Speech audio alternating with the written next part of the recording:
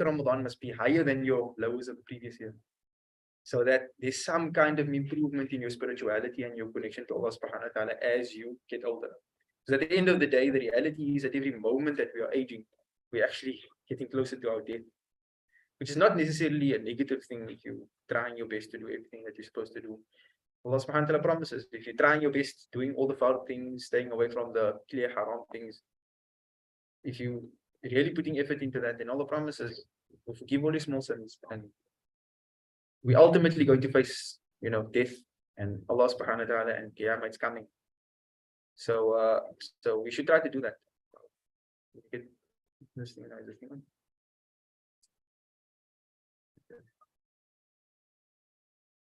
Is it live? Okay.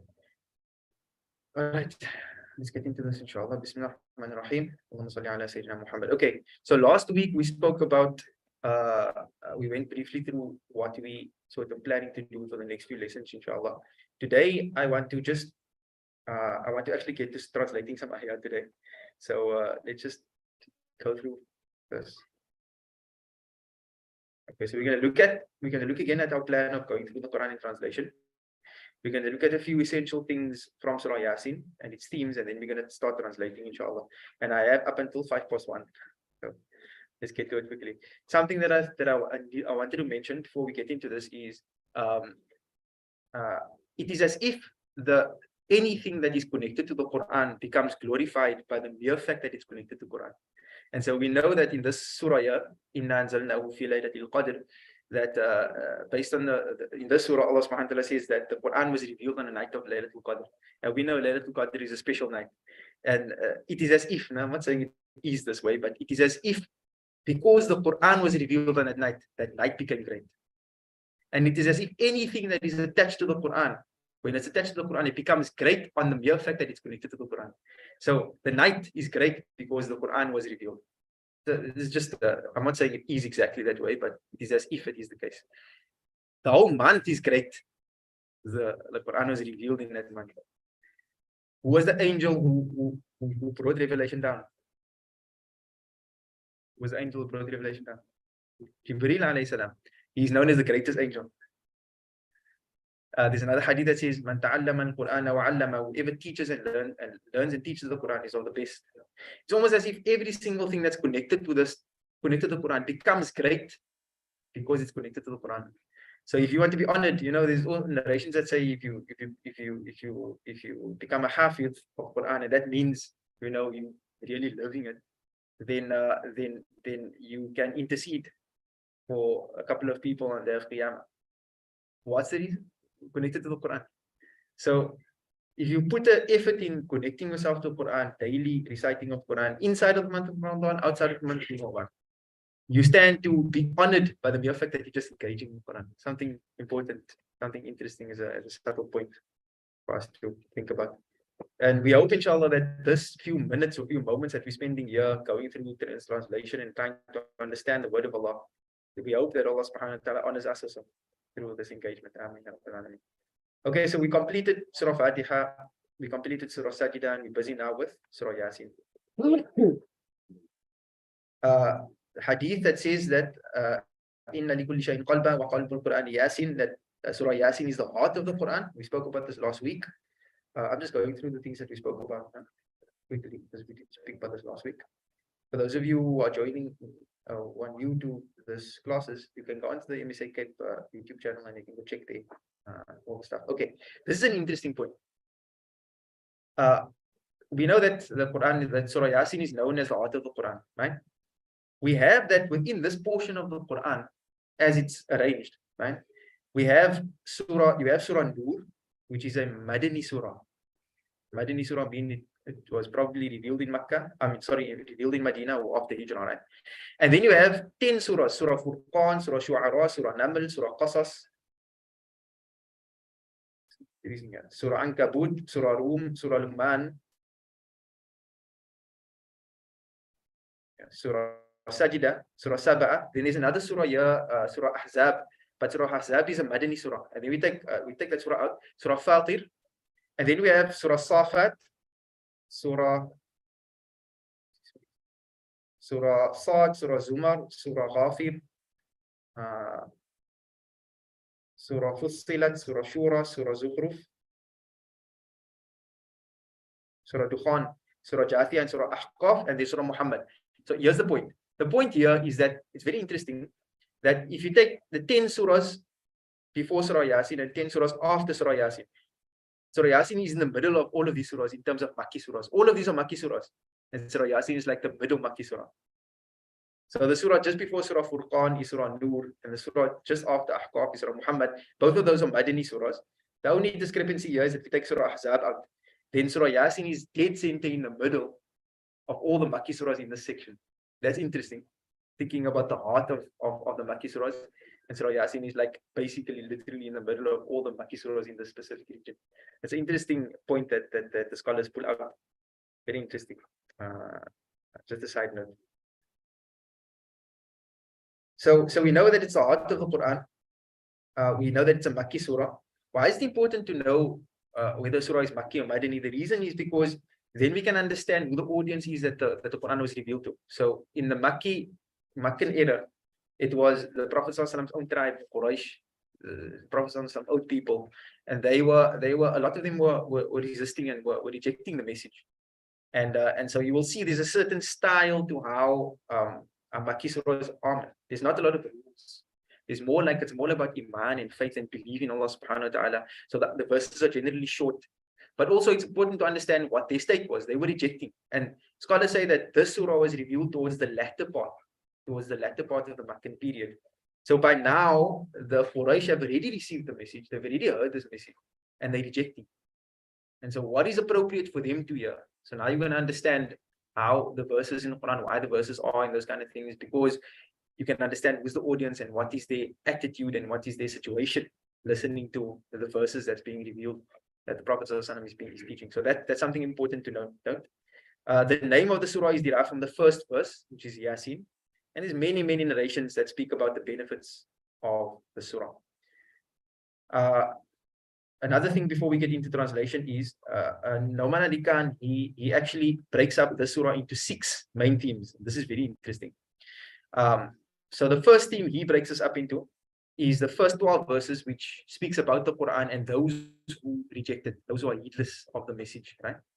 The second theme is lessons from history, something that happened in a certain town, and there were 3 messengers that came to this town, and so it's like a story. That's something that happened in the past, and there's lessons in there for us to draw. The third theme is how Allah subhanahu wa ta'ala speaks about all of the things, the creation around us, and all of the things around us, what we can actually see right now. Go outside and go outside, you will see some beautiful creation.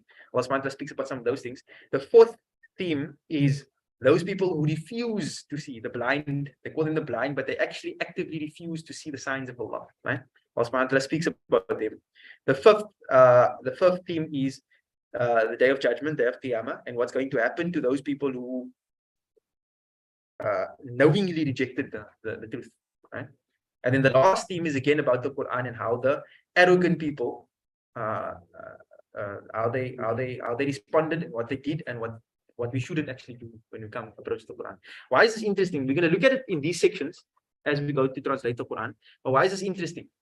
It's very interesting if you look at it, just look closely, you will see. The first theme and the last theme. Can you guys see there? The first theme and the last theme are both about what? Oh, man. The first theme and the last theme, they both about what? Can you see?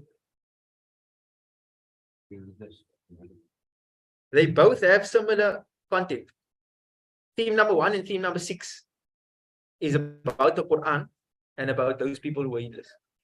And so they're connected in that way. It's like this kind of symmetry. Both of these themes, the first theme and the last theme of the surah, or the first section and the last section of the surah, they both about the Quran and about incorrect attitudes that people have towards this Quran, right? And then the second theme and the fifth theme, that second theme over there is about the past. That theme over there is about the future. Interesting, huh? This is how it like sort of has this kind of symmetry. You find this in a lot of places in the Quran. Very interesting. And then the third theme or the third section and the last section, how do they connect? That section over there is about the present, what's happening right now. You can actually look around now. Allah subhanahu wa ta'ala speaks about the creation all around us. And the people who are blind, why are people so blind to actually see these things? So this is interesting, just like this kind of symmetry that you find in the surah. And this is also just additional things that we can look at to sort of give us an understanding of the miraculous nature of the Quran. The Prophet ﷺ recited this, tried to speak in such perfection. The Prophet ﷺ recited this as it was revealed to him. And this is the more signs, that the Quran is literally, like, it's from Allah subhanahu wa ta'ala. More signs that it's impossible that it could be from anybody else, that the Prophet ﷺ was indeed a messenger. Okay, I have 5 more minutes, so let's get into translation, inshallah. Bismillah ar-Rahman ar-Rahim, Yaseen. Sometimes if you go to dhikrs, you will hear they say Yaseen sallallahu alayhi wasallam. The reason for that is because some scholars have the opinion that Yaseen is one of the names of the Prophet sallallahu alaihi wasallam. Right? It's a common opinion. The more accepted opinion for these kind of phrases is La ya'lam muradaha illallah, that none knows its true meaning except Allah subhanahu wa ta'ala. But this specific one, there's 29 surahs in the Quran that start with like letters, and it's interesting. And one of the deeper lessons that the scholars explain for Allah subhanahu wa ta'ala using letters like Yasin, like imagine I come to you and I say ABC. What is that? So the scholars explain that one of the wisdoms behind Allah subhanahu wa ta'ala actually starting off certain surahs with like letters, cut up letters, right, is to teach you humility. It's like these people in the time of when the Quran was revealed, they were at the pinnacle of they had like very high level language, poetry was like very high level and stuff. Yet they came to the Quran, none of them knew what these letters meant. So it was like a way that Allah subhanahu wa ta'ala is like telling you, like, humble yourself. That's actually the way we must come to the Quran. You come to the Quran, you know nothing. And if you come to the Quran with knowing nothing, with an empty cup, then the Quran will fill you up. That's the attitude you must come to in front of the Quran. So la ya'lamu muradaha illallah. We can't fix meanings, and we can say none knows its true meaning, the true meaning of these huruful muqatta'at, that's what it's called, right? Except Allah subhanahu wa ta'ala. We mentioned the opinions, because there is some evidence to suggest that Yasin is one of the names of the Prophet sallallahu alaihi wasallam. There is a difference of opinion with regards to these things, right? So we could go with that meaning. Allah knows best. Yasin. So if somebody says sallallahu alaihi wasallam, don't jump up and say hey, something wrong. There is scholarly opinions with regards to that. Wal Quranil Hakim. Here Allah subhanahu wa ta'ala is taking an oath and he's swearing on the Quran.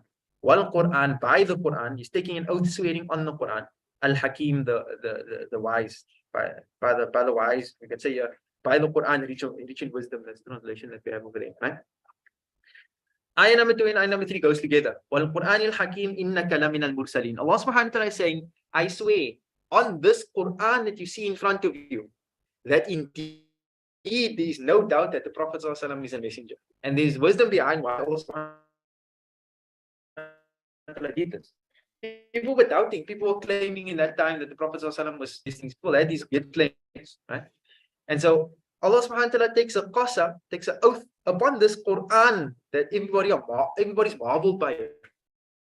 They didn't know what to make of these words that the Prophet ﷺ was reciting to them. So Allah subhanahu wa ta'ala takes an oath on it, and it's almost as if Allah subhanahu wa ta'ala is saying, this is the evidence that Rasulullah ﷺ is indeed a messenger.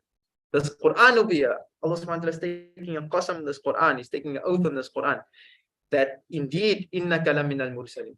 The Prophet ﷺ is definitely a messenger. And this is also something that the Prophet ﷺ, he went through difficult times. His people treated him very badly. And so, if the Prophet ﷺ was going through difficult times, he could also get affirmation. Don't worry. You have this Quran. It doesn't matter what people say. It doesn't matter what the enemy said. Right? You are indeed truly one of the messengers. Right? Ala siratim mustaqim. You are a messenger upon the straight path. Tanzil al-Aziz al-Rahim. Allah subhanahu wa ta'ala is saying, remember we said that these first few ayat over here, I have to end now, it's 5+1. We said that these first few ayat over here is speaking about the Quran, its revelation, and how the heedless people actually responded to this Quran. And what do we learn from that? We learn that we should not respond in that way. in the way that the heedless people learn or responded in that time to the revelation, how they rejected, how they mocked, how they did all of these things, right? We should not do that, because those things will sort of block you from guidance. Those things will block you from guidance when you do that. So what do we learn in these first few verses? Yasin, huruful muqatta'at, we don't really know the true meaning, right? Therefore, come to this with an empty cup, come to this Quran with humility, come to this Quran wanting to get some knowledge, some beneficial knowledge, some guidance, right? Other verses in the Quran says that you get guidance. The Quran has come to guide you. So if you want to access that guidance, you have to come with a proper adab, right? We take wudu, we put ourselves in proper states, we do all of these things in order to increase our chances of actually benefiting from the Quran. I'm going to stick to my time now. It's 1:05. Inshallah, we will continue next week. I don't want to make things difficult for people. I know people have classes and everything. So we're stopping like in the middle of this verses, inshallah. But next week, we will continue. So I'll end there, inshallah. Shukran very much for attending the class. Wasallallahu ala sayyidina Muhammad. Subhanallah bihamdi. Subhanallah bihamdik. Ashhadu an la ilaha illa anta. Astaghfiruka wa atubu ilaik. Assalamu alaikum. Alaikum salam wa rahmatullah. Assalamu alaikum wa rahmatullah. Jamaatul Muslimin and Jamaatul Muslimat. All the sisters at the back. As usual, we say shukran and terima kasih to our beloved head of Mission Dawah South Africa, Imam Natheer Hendricks, for coming through to conduct the classes, our journey through the Quran for the love of Allah classes that he is going to take place every Wednesday. And of course, Imam Natheer was the former chairperson of the UWC. So we thank you for coming through. And inshallah, this will be every Wednesday throughout the month of Ramadan and thereafter, inshallah, that we will be conducting. So don't forget, inshallah, it is starting from 12:30, inshallah, and it will go until